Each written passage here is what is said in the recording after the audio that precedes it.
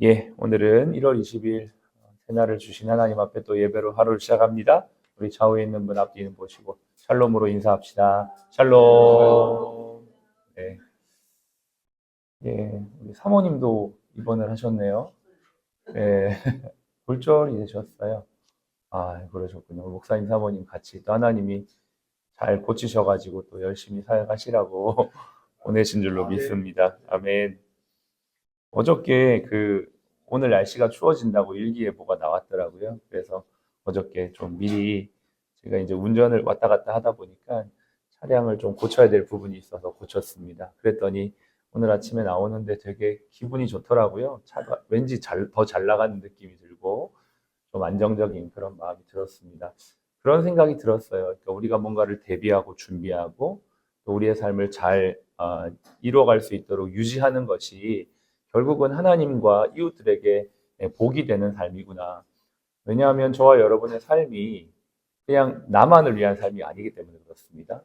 내가 건강하고 우리가 잘 되어서 결국 하나님께 영광이 되고 주변 사람들에게 복이 되기 위해서 우리가 점검도 하고 또 세팅도 하고 더 잘 세워가고 우리의 건강도 챙기는 것이죠.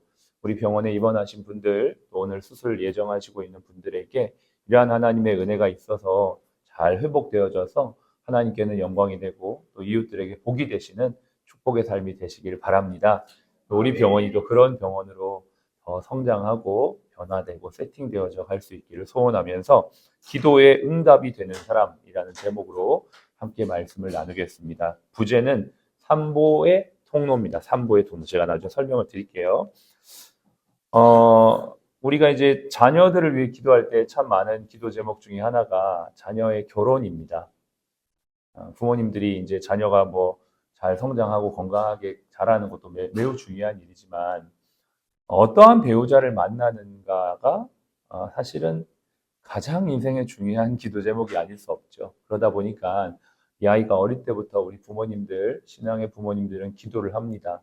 우리 아이가 믿음의 가정으로 잘 세워질 수 있도록 좋은 남편, 좋은 아내를 위해 기도할 때 꼭 들어가는 제목 그 사람이 있다라면 아마 이 룻일 겁니다. 아들의 아내인 며느리를 맞이할 때 하나님 이런 며느리가 되게 해주세요. 기도할 때 생각나는 사람 아마 이 룻과 같은 그러한 사람일 수 있겠고요. 또 내 딸이 결혼을 하는데 사위가 될 사람 어떠한 사람을 하면 좋을까 할 때 생각나는 사람은 또 보아스죠. 참 멋진 사람들이에요. 이 룻기의 배경은 원래 사사기 시대입니다. 이게 이제 사무엘이 태어나기 전에 여호수아가 죽고 사무엘 사이에 한 350년 기간이 사사기 기간인데 이 사사기의 기간의 하나의 평가를 마지막 절이 이렇게 말하죠. 그때는 사람이 각기 자기의 소견대로 행하였다.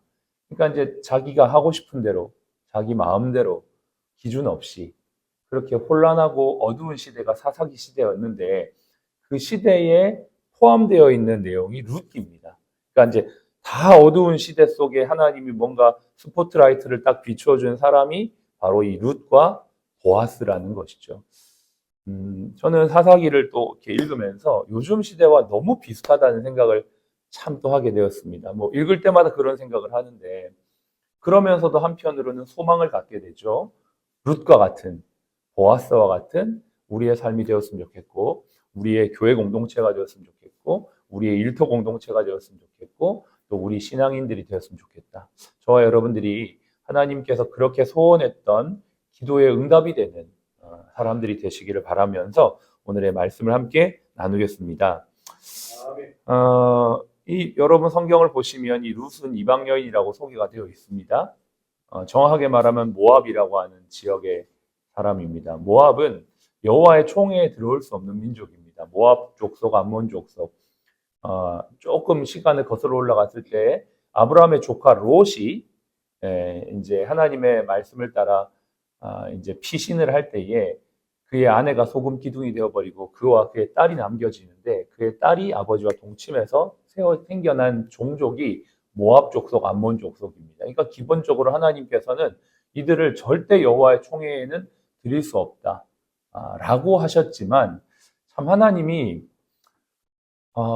참 은혜의 하나님, 긍휼의 하나님이라는 걸 우리가 정말 구약을 통해서도 일면 보면 하나님은 정말 무섭고 딱 정해져 있는 분 같지만 하나님은 그래도 늘 긍휼을 베풀어 주시거든요. 그러니까 할 수 없다, 안 된다라고 했던 이 모압 여인이었는데 이 모압 여인이 나중에는 다윗의 조상이 되고 예수 그리스도의 조상까지 돼요. 그러니까 한마디로 안 된다고 했지만 하나님의 긍휼과 은혜 안에 다시 하나님의 백성이 되어진 그 축복을 경험한 여인이 이 모압 여인입니다. 어떻게 했길래? 사실은 모든 것이 다 은혜죠. 모든 어떤 결과, 선택, 또 어떤 것들이 뭐 맺어지는 열매는 다 하나님의 은혜지만 그 과정 가운데 그가 했던 행위는 우리가 굉장히 주목해 볼 수 있는 것인데요. 그는 어떤 행동을 합니다. 어떤 행동을 하냐면 이제 자신의 시어머니가 베들레헴 사람 나옴이라고 하는 여인인데 이 여인이 베들레헴에 먹을 게 없어가지고 다 팔아가지고 싸질머지고 모압이라는 곳에 갑니다. 근데 갔더니 거기에서 남편이 죽고 두 아들마저 죽어버리죠. 근데 그 아들이 그 모압 여인들과 결혼을 하는데 결국 남은 게 며느리 저기 시어머니였던 나오미와 며느리 두 사람만 남은 거예요. 그러니까 여자 세 명이 남아서 이제 큰일 난 거죠. 그때는 여자 세 명이 뭘 어떻게 할 수가 있어요. 지금처럼 여성들이 전문직을 가질 수 있는 시대가 아니거든요. 그러니까 너무너무 빈궁한 상황인데 이 나오미는 이제 결국은 고향으로 돌아가야겠다라고 생각을 했는데 이제 보니까 젊은 두 며느리가 있는 거죠. 그래서 너희는 안 된다. 젊으니까 다시 여기 남아 있어서 제가 해라 이렇게 얘기를 했을 때 첫 번째 며느리는 슬퍼했지만 어머니의 말을 따라서 모압에 남겨지고 둘째 며느리였던 룻이 어머니를 따라서 아닙니다 하고 어머니와 함께 어머니의 고향 베들레헴으로 가겠습니다 해서 베들레헴으로 넘어와요. 그러니까 지금 아무것도 없이 다 빈털터리가 되어서 온 이 베들레헴에 온 나오미와 룻의 이야기를 누가 듣게 되냐면 보아스라고 하는 사람이 이야기를 듣게 됩니다. 오늘 우리가 읽었던 이 본문의 배경이 바로 간단히 제가 설명드린 내용인데요. 10절을 한번 보실까요? 룻이 엎드려 얼굴을 땅에 대고 절하며 그에게 이르되 나는 이방 여인이거늘 당신이 어찌하여 내게 은혜를 베푸시며 나를 돌보시나이까 이렇게 반문합니다. 어떻게 했길래요? 그 앞절에 보면 보아스가 룻을 보면서 룻이 다른 데 가서 이삭 줍기, 즉 식량을 구하지 말고 자기의 밭에 와서 내 밭이 크고 넓으니까 여기에서 보호받으면서 여기에서 이삭을 주어서 시어머니와 함께 식량을 챙겨가라 이렇게 배려를 해주니까 룻이 이렇게 얘기하는 거예요. 나 지금 이방 여인인데 어떻게 저한테 이렇게 호의를 베풀어 주시나요? 라고 반문을 하는 것이 10절이에요. 그랬더니 보아스가 11절에 이렇게 대답을 하죠. 11절은 같이 읽어보겠습니다. 보아스가 그에게 대답하여 이르되 내 남편이 죽은 후로 내가 시어머니에게 행한 모든 것과 내 부모와 고국을 떠나 전에 알지 못하던 백성에게로 온 일이 내게 분명히 알려졌느니라. 지금 이제 보아스가 내가 네 이야기 다 들었어. 네가 어떻게 한 거 다 알아. 이 얘기를 지금 하는 거예요. 첫 번째 우리가 알 수 있는 것은 이겁니다. 보아스는 관심이 많은 사람이었어요. 주변 상황에 관심이 많고 베들레헴에서 돌아가는 일들에 대한 관심이 많아요. 왜 관심이 많았을까요? 나는 하나님의 대리인이라는 생각을 확실히 가지고 있었어요. 내가 이 땅에 있는 것은 그냥 내가 농사 짓고 내가 내 부를 축적하고 내가 잘 먹고 잘 사는 것에 관심이 있는 게 그게 내 부르심이 아니라는 것을 보았으나 알았어요. 사사기 시대, 어둠의 시대 모두가 자기 소견대로 옳은 대로 행하는 시대였음에도 불구하고 보아스는 내가 하나님의 사람이고 하나님의 뜻대로 내가 모든 일들을 해야 된다는 것을 알고 있었던 사람입니다. 그랬기 때문에 2장에 보면 너무너무 놀라운 이야기 대화가 나오는데요. 2장 잠깐 볼게요. 읽지 않았지만 4절을 보십시오. 마침 보아스가 베들레헴에서부터 와서 베는 자들에게 이르되 여호와께서 너희와 함께 하시기를 원하노라 하니 그들이 대답하되 여호와께서 당신에게 복 주시기를 원하나이다. 지금 이거는 보아스하고 보아스의 밭에서 일하는 일꾼들과의 대화예요. 근데 이 어두움의 시대, 그 당시에는 이 신분이 확실한 시대인데 일꾼들에게 뭐예요? 하나님의 이름으로 축복하는 보아스의 신앙과 인격을 볼 수가 있는 거죠. 그리고 그러한 모습을 보면서 일꾼들도 인격적인 그 주인을 향해 축복을 바라고 있는 너무너무 좋은 관계를 보여주고 있는 것입니다. 이렇게 할 수 있었던 근원적인 이유는 보아스는 단순히 내가 잘 먹고 잘 사는 사람으로 부름받은 게 아니라 내가 하나님의 대리인이라는 것을 확실히 알고 그 땅과 사람에 대한 관리를 하나님의 방법대로 했던 사람이라는 걸 반증해주고 있는 것이죠. 그랬기 때문에 베들레헴에서 일어나는 모든 일들도 내 일뿐만 아니라 주변에 있는 모든 상황에 대한 관심이 있는 것이었어요. 주변을 돌아볼 줄 아는 사람, 시야가 넓은 사람, 하나님의 사람이 어떠한 사람이 되어야 될 것인가 우리에게 메시지를 주고 있는 것이죠. 우리가 일을 하면서 하나님의 사람으로서 우리의 부서의 일을 열심히 하는 것도 매우 중요하지만 내가 있는 내 위치에서 내가 돌아볼 수 있는 영역이 어떠한 영역까지인지를 볼 수 있는 것. 세상을 지금도 주관하시는 창조주자 전능하신 하나님을 우리가 고백하고 있다면 내가 속한 세상과 세상 공동체를 돌아볼 수 있는 사람이어야만 합니다. 좁은 시야, 나의 일터, 나의 자식, 나의 교회, 나의 부서를 넘어 우리의 가정, 우리의 친지, 우리 병원, 우리 지역 사회를 돌아볼 수 있는 저와 여러분들이 되시기를 바랍니다. 그게 바로 보아스와 같은 사람인 것이죠. 두 번째는 룻의 외적인 불행에 그는 집중하지 않았습니다. 그는 가난하고 이방 땅에서 거의 쫓겨오다시피 한 이 룻의 외형적인 모습보다는 그가 행했던 본질적인 그 중심을 바라볼 수 있는 사람이었어요. 그러니까 지금 외적으로 보면은 어머니를 따라올 이유가 전혀 없어요. 룻은 젊은 나이에다가 또 자신의 고향에서 살고 지내는 게 훨씬 좋거든요. 컨디션으로 보면. 근데 그가 했던 이 행동은 외적인 조건과 이유를 따지지 않고 철저히 신앙적 행동으로부터, 신앙적 중심으로부터 나온 행동이었던 것입니다. 하나님은 우리의 중심을 보십니다. 여러분이 오늘도 아무도 모르는 자리에서 최선을 다하는 중심을 하나님께서 보고 계시고 알고 계시고 그것을 칭찬해 주시고 인정해 주십니다. 여러분 잊지 마십시오.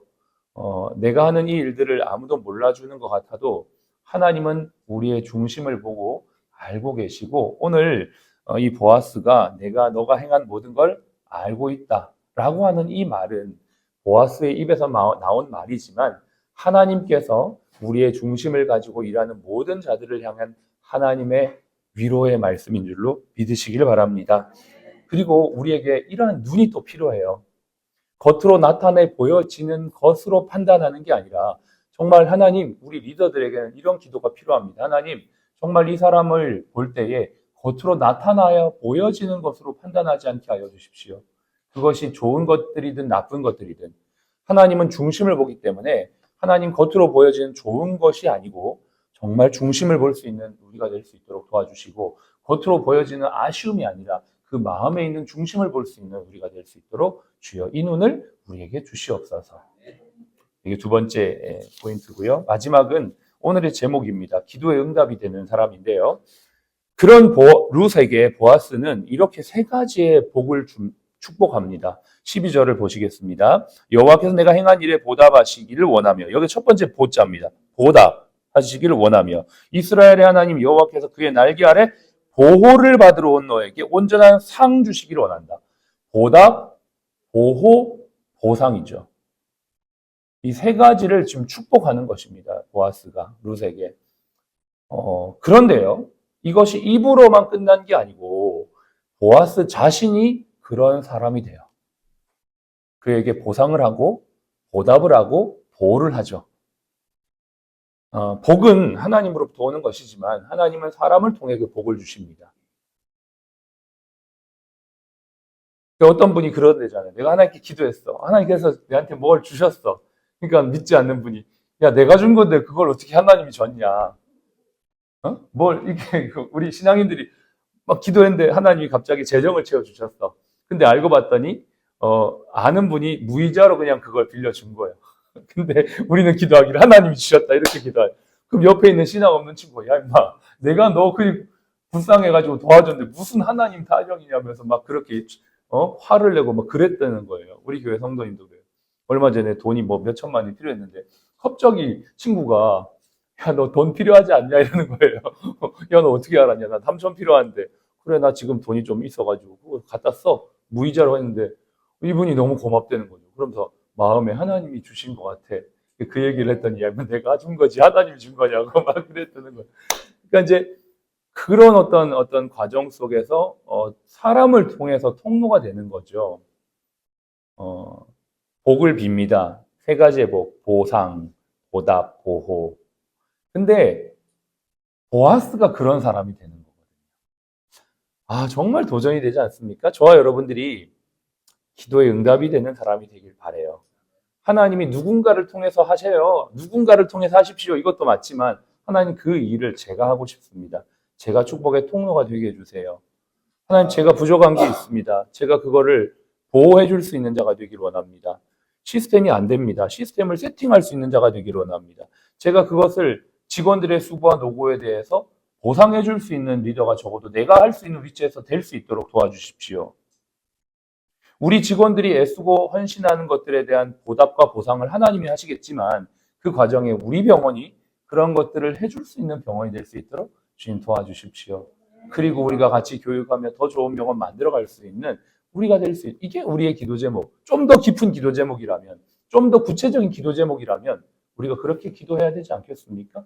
물론 우리 병원장님이 하실 수 있는 게 있고 운영원장님이 하실 수 있는 게 있고 우리 원장님들이 하실 수 있는 게 있고 각 부서 리더가 할 수 있는 각자의 위치만큼의 영역들이 있지만 그것을 더 할 수는 없을지라도 덜 하지는 말자는 거죠. 적어도 내가 할 수 있는 자리에서 하나님 내가 그 일을 할 수 있게 해달라고. 누군가가 하겠지가 아니라 내가 하겠다고. 내가 정말 기회가 준다면 나가 할 수 있게 해달라고. 우리가 기도는 그렇게 하는데 정작 그 상황이 되면 화를 빼요. 그러지 말자는 거죠. 하나님께 기도했으면 그 기회가 왔을 때 예, 주님, 제가 할 수 있는 게 있다면 제가 하겠습니다. 정말 이러한 모습들이 우리 공동체 안에, 이 나라와 민족 안에, 우리 교회 안에 일어날 수 있기를 주의 이름으로 축복합니다. 기도하겠습니다.